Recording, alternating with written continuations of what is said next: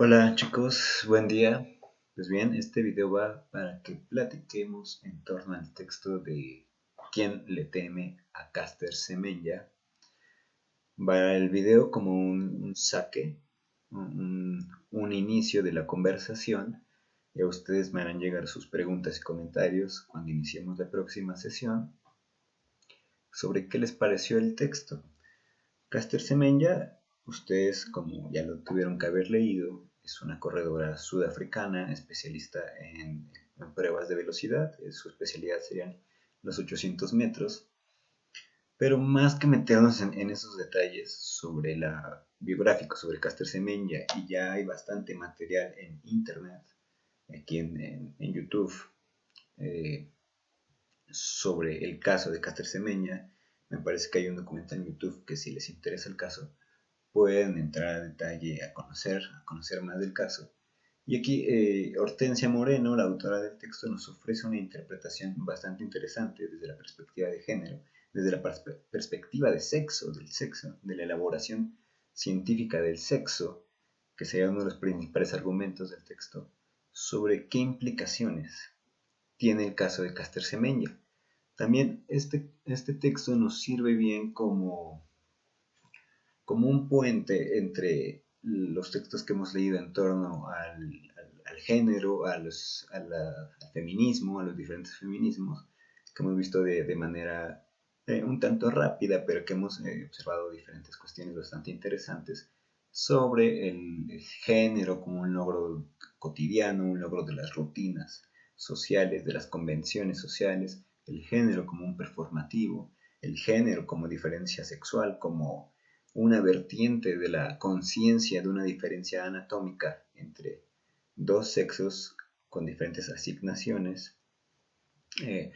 Hemos visto también el enclave heterosexual que requiere esta diferencia sexual, la heterosexualidad obligatoria como una forma de normalizar las identidades sexuales. Hemos visto este tipo de cuestiones, también la cuestión histórica, desde el patriarcado, cómo y por qué ideas han justificado el patriarcado, y el último texto que también vimos sobre eh, cómo desde la ilustración se piensa el modelo femenino concreto con el que lidiamos hoy en día, aunque mucho de estas ideas, estos argumentos vayan en declive, otros están más que vivos. Pues bien, me parece que el texto de Caster Semenya nos ofrece un caso empírico, perfecto, paradigmático, para que pensemos estas cuestiones. Diferentes cuestiones, y ustedes seguramente van a enriquecer los ángulos para pensar todo lo que hemos visto a la luz del caso de Caster Semenya. Pues bien, ¿por qué es paradigmático? Hay varios ángulos por los cuales entrar, y es para lo que quiero hacer este video.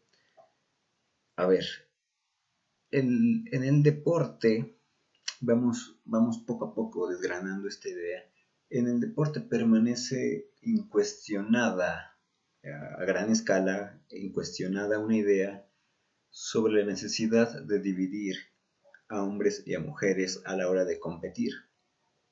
Obviamente, esto es una manifestación de la supuesta inferioridad femenina, con lo cual es un tema problemático, incluso a la luz del caso de Caster Semenya.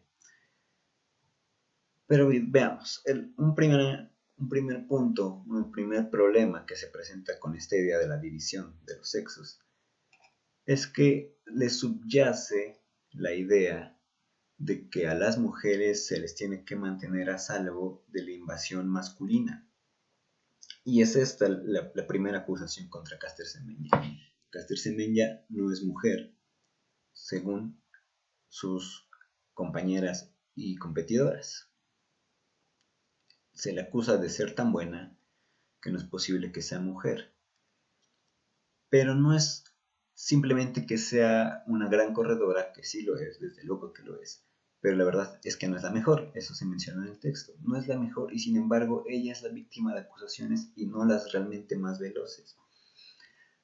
Esto trae una segunda implicación, que Caster Semenya, más que no parecer mujer por ser veloz, más bien se le acusa de no parecer mujer físicamente, anatómicamente. Se le acusa de ser demasiado masculina.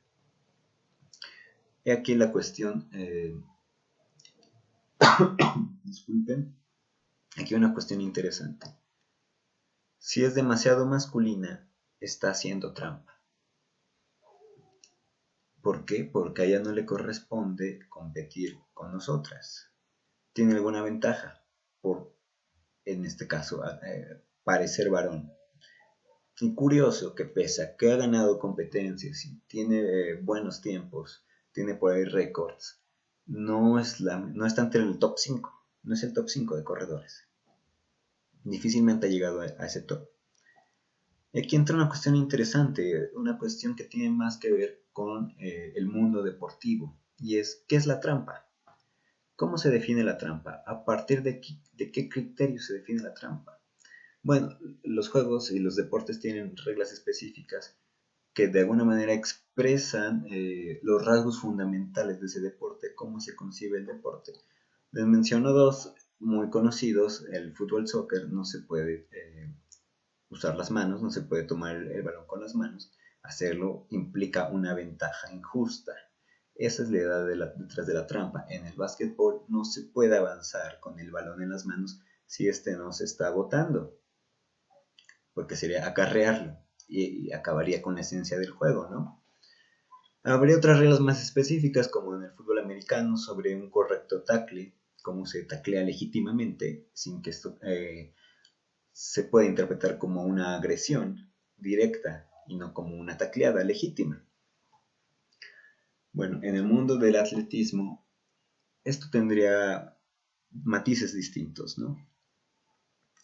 Y tendría que ver, en el caso de la rama femenil, con contar con una anatomía privilegiada. Es de lo que se le estaría acusando a Caster Semenya, de tener una anatomía que no corresponde al ramo con el que compite. Pero fijémonos en el componente patriarcal, sexista, de esta implicación. ¿Por qué a Ian Thorpe, o a Usain Bolt, o a Cristiano Ronaldo, o a Lionel Messi no se les acusa de tener anatomías privilegiadas? Entre estos casos destacaría el de Messi, pues no corresponde su físico, su anatomía con el de un potente atleta, ¿no? Mide unos 70, es delgado, pero ciertamente parece que cuenta con cualidades innatas que tendrían que ser explicadas solamente como una suerte de privilegio de nacimiento. Sin embargo, a estos varones no se les acusa, o más bien se reivindica ese privilegio con el que han nacido como una máxima expresión de las capacidades de la especie humana. Y esto tiene que ver con una cuestión interesante, que también se relaciona con la división de los sexos. El deporte, como otros pocos campos que permanecen por ahí, se comprende todavía como un nicho de actuación masculina, como un nicho en el que las máximas expresiones ahí acontecidas vienen a reflejar, a manifestar las máximas potencialidades de los varones. Y en esta universalidad del varón como el representante de la especie humana, las máximas capacidades de los varones serían las máximas capacidades de la humanidad, de nosotros como especie, ¿no? El hombre más veloz del mundo. Y vamos poco a poco porque, bueno, hay un hecho incontrovertible, que la persona más veloz del mundo tiene una anatomía masculina. Pero esto es engañoso. Y tiene que ver con la siguiente parte. Si los varones representan las máximas posibilidades de la especie humana, a ellos no se les puede acusar de hacer trampa en tanto son muy buenos. Tampoco se les va a pedir que comprueben su identidad sexual, pues aparentemente esta es muy clara. Se cuentan con genitales, eres hombre. Testículos y un pene, ¿no? Fácil, ahí está. Incontrovertible.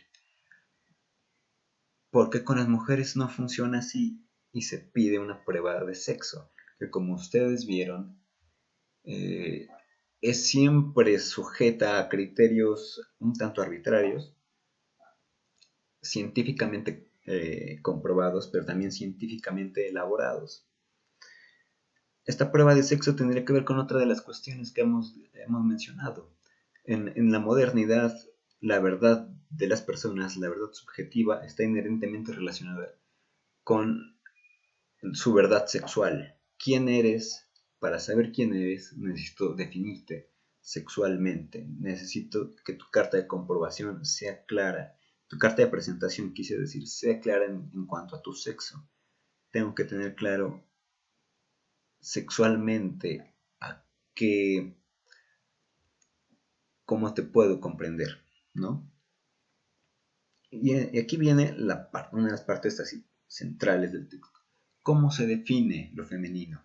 No en la cuestión social de que ya le hemos platicado, ¿no? Existen así roles sociales muy claros de género, las mujeres en lo doméstico, en las actividades del cuidado, de la reproducción, de la crianza, y además una predisposición hacia el amor, el cariño, la empatía y la justicia. Pero vámonos a la definición biológica del sexo. La autora nos recuerda 3 criterios: los genitales, las hormonas y los cromosomas. Como ya hemos mencionado, ninguno de nosotros, y en general la población, se ha hecho ni un examen hormonal ni cromosómico.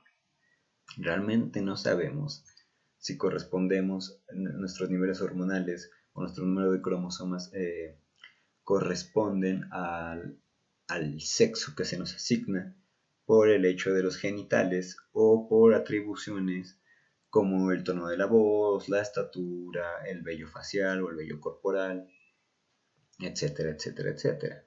Que, como sabemos, existen sujetos, sea con genitales asignados como masculinos o con genitales asignados como femeninos, que no necesariamente cumplen con estos criterios sociales, ¿no? Con estos criterios socialmente asignados sobre la corporeidad de cada sexo.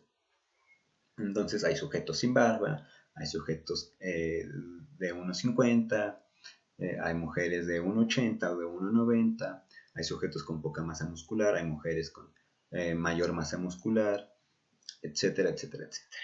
Yo siempre digo en este sentido, veámonos quién realmente cumple esos criterios. Quién indiscutiblemente está clarito que esa espalda es de varón, esa cintura es de mujer. Somos diversos, veámonos. La anatomía no basta para definirnos, y más bien habla de que lo natural no son esos modelos, sino la diversidad de los cuerpos. Entonces, lo anatómico no basta, ¿no? Y este es el gran problema de Caster-Semenya, que en algunos exámenes sale de alguna forma y en otros de otra. Y Caster-Semenya no es el único caso, ¿no? Hay mujeres que indiscutiblemente cuentan con vulva, senos, y en su examen hormonal sale con un nivel hormonal de varón. Y se le retira la medalla, se le retira el récord. Aquí es clara el conservadurismo de la institución deportiva. Lo anatómico no basta, entonces son las convenciones sociales las que definen esto.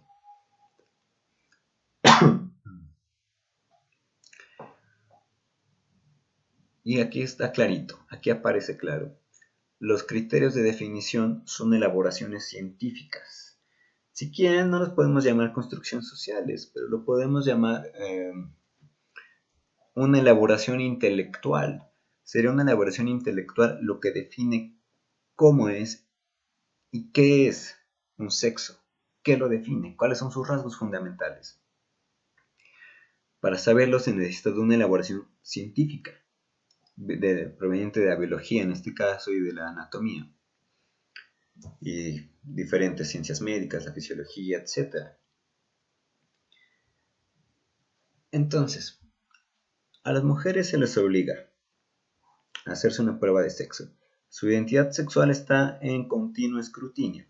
¿Por qué? Porque se considera que ser varón, eh, un varón compitiendo con mujeres está haciendo trampa.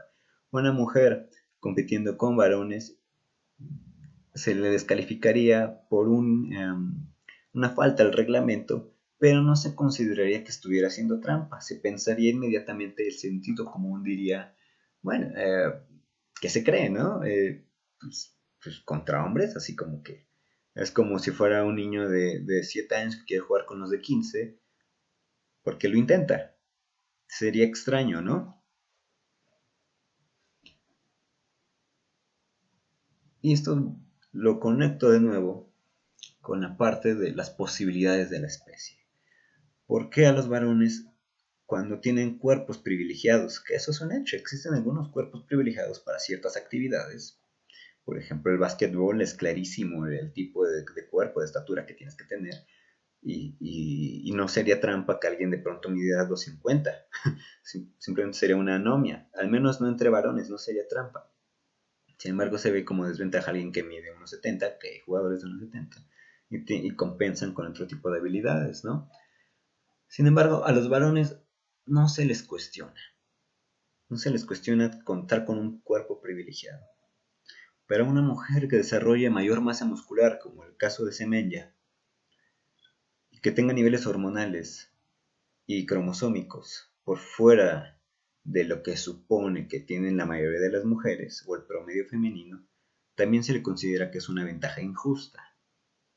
Aquí hay una clara idea patriarcal. Para los hombres, el límite es el cielo. Para las mujeres, el límite es ser hombre.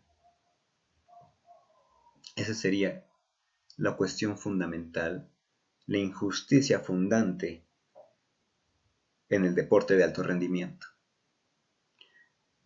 Sería también la manifestación de las ideas patriarcales con las que se erige el deporte profesional, el deporte espectáculo, y el deporte recreativo también, pero no entraré en ese tema en este momento. El deporte es una institución conservadora, una institución que se erige como civilizatoria de los juegos provincianos de la Inglaterra victoriana, juegos con cientos de años de tradición a lo largo de Europa. El deporte nace bajo esta idea de aristócratas y burgueses de civilizar a partir de una reglamentación estandarizada. Y de ahí tiene un proceso curioso en el que se convierte en una suerte de remedo del ejército y se le contempla el deporte como un nicho con el cual se puede evitar la feminización de los varones que no están en el ejército, de los varones que no han ido a la guerra. Y entonces aparecen esta serie de virtudes socioeducativas, que así se comprenden como virtudes socioeducativas, sobre el liderazgo, la competitividad, la voluntad, la disciplina, el higienismo, eh, etcétera, etcétera, ¿no? Todas estas virtudes que se ven como positivas del deporte se incorporan a la currícula de las public schools británicas. Esto ayuda mucho a estandarizar los reglamentos a la hora de que las public schools querían competir entre ellas mismas. Y posteriormente con el movimiento olimpista, que todo esto siempre con una moral muy, muy cristiana, dígase de paso, que tiene que ver con el autocontrol, evadir el pecado, canalizar las energías juveniles en actividades saludables, niega a las mujeres. Niega la incorporación de las mujeres. ¿Por qué? Porque si esta institución evita que los chicos se feminicen, no se quiere que las mujeres se masculinicen. Y las niega sistemáticamente. Las luchas feministas han abierto mucho las puertas y hoy sigue siendo un campo en disputa. Y ahora hay debates en torno a si el deporte debe dirigirse hacia competiciones mixtas o si las mujeres deben reivindicar su nicho para conformarse ellas. Y hay muchas cuestiones interesantes. Para cerrar el video, existe el caso de una corredora que se llama Catherine Switzer, que se disfrazó de varón en la maratón de Nueva York. Simplemente déjenme corroborar esta información. Sí, fue en la maratón de Nueva York. Se disfrazó de varón ayudada por sus compañeros corredores, por sus amigos corredores, quienes crearon una suerte de valla, una suerte de cinturón protector para que ella terminara la carrera. Y su único propósito era demostrar que las mujeres pueden correr la misma distancia que los hombres. Y nos deja una lección interesante. Quizá la misma distancia lo han demostrado más recientemente con firmeza, con solidez, esto se ha comprobado. Pero en tiempos sería donde la supuesta superioridad masculina se continúa manifestando, ¿no? Pues bien, hoy en día las mujeres corredoras tienen mucho mejores tiempos que los varones corredores de las Olimpiadas de 1968 o de los años 70, lo cual abre el debate. Y alguna de ustedes lo mencionan en una clase. Es que los cuerpos femeninos se han debilitado o no se han permitido que se fortalezcan en tanto se les niega su participación deportiva o de atletización a partir de diferentes disciplinas deportivas. Como por el contrario, si se le permite a los hombres, pues más, se le exige a los hombres fortalecerse, ¿no? A través del deporte o a través de diferentes tipos de actividades físicas. Esto abre el debate, es cierto. Las personas más veloces del mundo son varones, pero también hay muchas mujeres que son más veloces que muchos varones, incluyendo entre deportistas de alto rendimiento.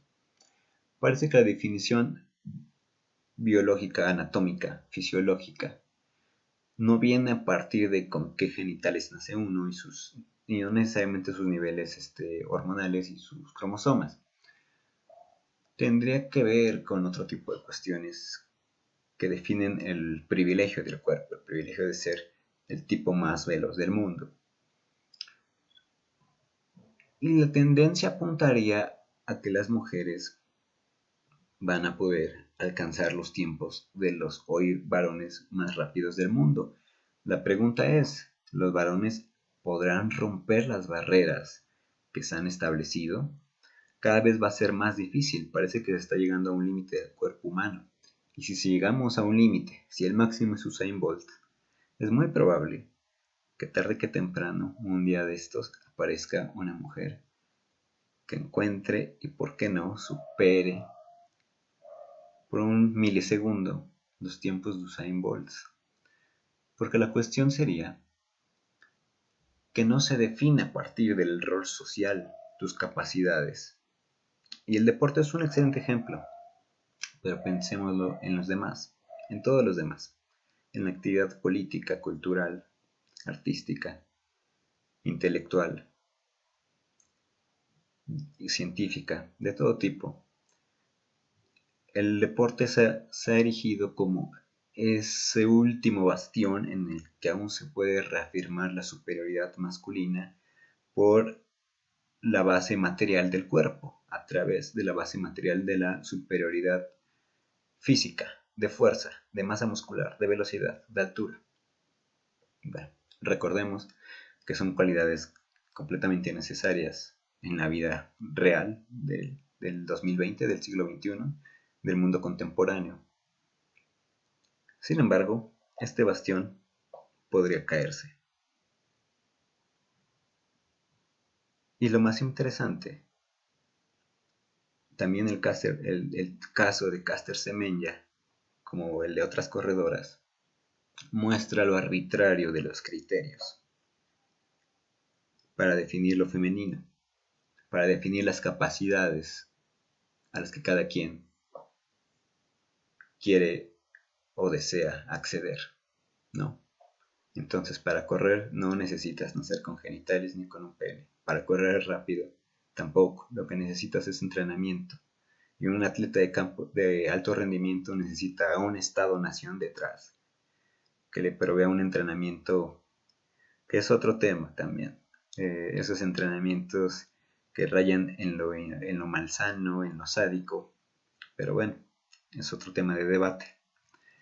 Con esto termino, chicos. Espero sus comentarios y sus preguntas. Espero que les haya gustado mucho el texto. Nos vemos la próxima.